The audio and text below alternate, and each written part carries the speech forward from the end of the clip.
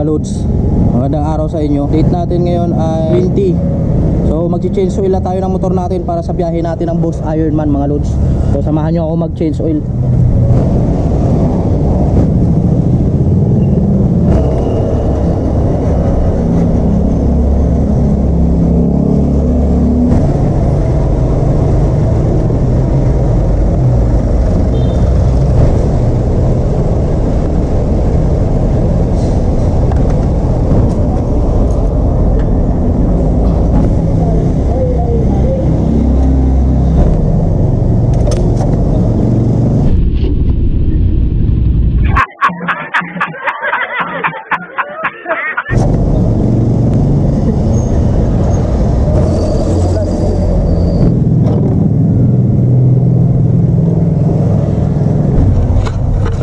Hindi pa naman ganun ka itim yung langis natin mga brother, oh.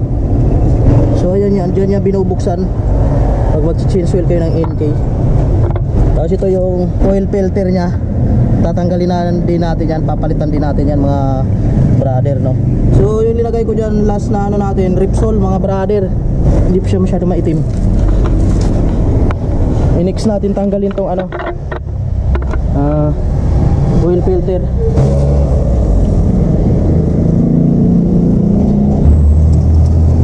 Mahiwagang tools natin pantanggal ng ano, oil filter mga lodi.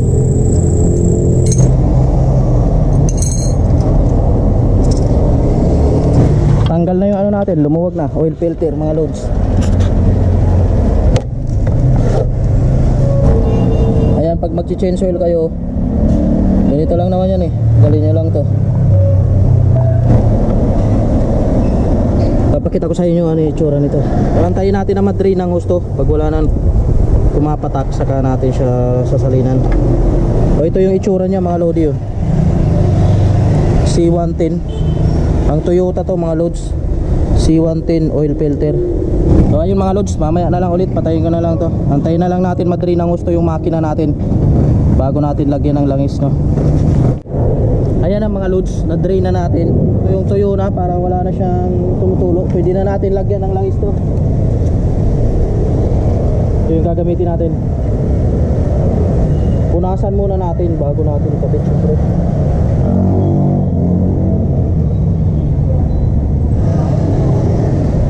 Ayan, tuyong-tuyo na nga siya mga loads. Lalagyan na natin siya nito. Ito yung bago niya. So ito yung ano niya, goma niya mga loads.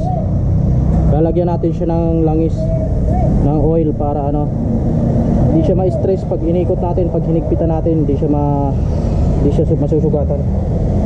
Lagyan nyo lang ng langis siya, kunti lang mga loads. Naikot ng goma niya para yung goma niya pag hinigpitan natin, hindi siya lalaban, hindi siya kakapit sa bakal. Kasi pag kumapit sa bakal, sisira yung pinakang goma nito. Kaya pag nag-change oil kayo, ganito, lagyan nyo muna ng langis konti, yung paikot ng goma bago nyo ilak. So ayan, napunasan na natin ng maayos yun, oh. Lalagay na natin to. Yung paghigpit nito, kahit kamay na lang, wag mo na higpitan masyado mga loads. So tama na yun mga lodi, mahigpit na. Kaya importante lalagyan nyo ng langis yung goma, kasi pag hinigpitan nyo ng gusto, kakapit siya sa bakal. So pag hinigpitan nyo, masisira siya. Ito pala yung gagamitin na ating langis ngayon. Ito, mutol siya mga loads. Dati ginagamit natin yung ano, Repsol. So ngayon itatry natin tong mutol. 3 litro to mga lodi, no.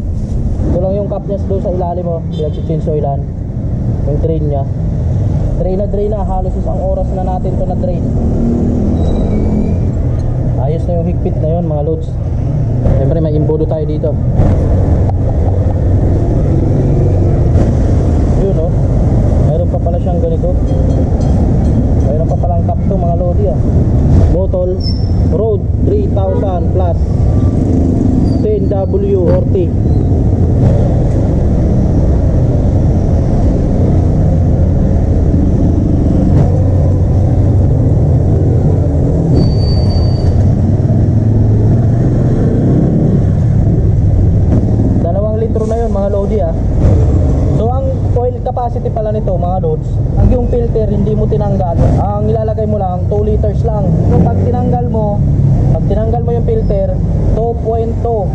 liters ang ilalagay natin na langis dapat. Pero pag ano, fully dry naman natin siya, no? Kasi halos isang oras natin siya din rain. So ang ilalagay natin 2.6 mga lodi, no? 2.6 ilalagay natin dito. Makikita nyo naman yan dito sa galon. May ano naman dito, may indicator naman dito kung hanggang saan ml lang kukunin natin. So lagyan natin siya ng 2.6.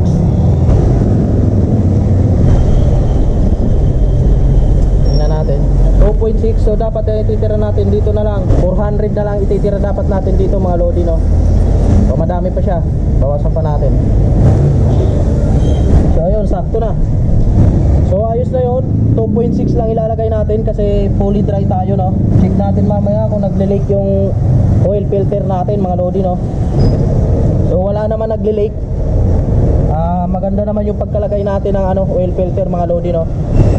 Start natin para mikot na yung langis. Observe natin kung may tatagas na langis mga lodi, no? Initin muna natin siya, natin bombahin kasi na fully drain natin tong ano makina niya natanggalan natin talaga ng ano ng langis. So paikutin muna natin yung langis niya sa loob. So ayun mga lodi, wala naman nag-leak. So yan yung vlog natin ngayon mga lods, no? Nag-change oil tayo para sa ano, February 23. Magsisimula na yung rides natin sa Boss Ironman. So kita-kits tayo doon mga lods. Yung mga idol ko makikita ko doon kasi magpapapicture tayo sa mga idol natin doon mga lods, no?